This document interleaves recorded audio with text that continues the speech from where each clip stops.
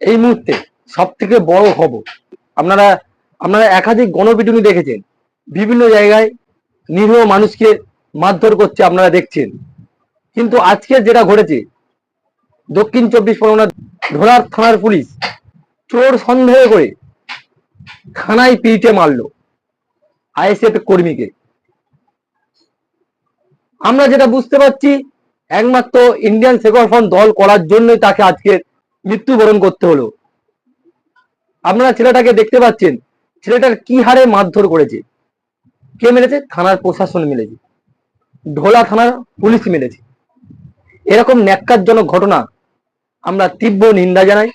কারণ মানুষ সবকিছু বাদ দিয়ে যখন প্রশাসনের দ্বারস্থ হয়, সেই প্রশাসন হচ্ছে একমাত্র ভরসার জায়গা।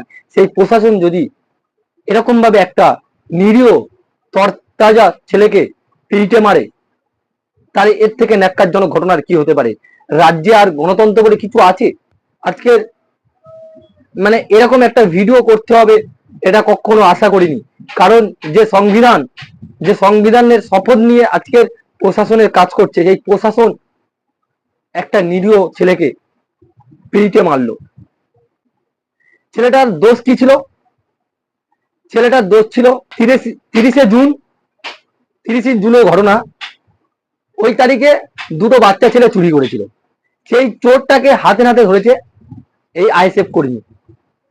প্রশাসনকে খবর দিলে প্রশাসন তুলে নিয়ে যায় এই যে ভাই আজকের দেখতে পাচ্ছেন যাকে এত মারধর করেছে, এই ভাইকে তুলে নিয়ে যায়। এবং তুলে নিয়ে গিয়ে থানায় এত মেরেছে এবং তাকে কোর্টেও প্রডিউস করেনি। 3-4 দিন ধরে থানার পুলিশ মানে যে যেমন খুশি করে মেরে তাকে রক্তাক্ত করে দিয়েছে। এটা আমরা শুধু এ ভাই রক্তাক্ত দেখছি না, আমরা টোটালি আমরা এটা দেখছি যে আজকের গণতন্ত্র রক্তাক্ত। আমরা যেটা বুঝতে পারছি, এই ভাই একটা আইএসএফ এর সক্রিয় কর্মী। তাই শাসক দলের স্থানীয় নেতৃত্বের চাপে পড়ে থানায় তাকে তুলে নিয়ে যায় এবং তাকে অত্যাধিক হারে প্রহার করে এবং আজকের তিনি সকালে মৃত্যুবরণ করলো। এর থেকে দুঃখজনক ঘটনা কি হতে পারে? বাংলার মানুষ সবই দেখছে আজকের কোন রাজ্যে আজকের আমরা বসবাস করছি, যে রাজ্যে পুলিশের কাছে পর্যন্ত নিরাপদ নয়।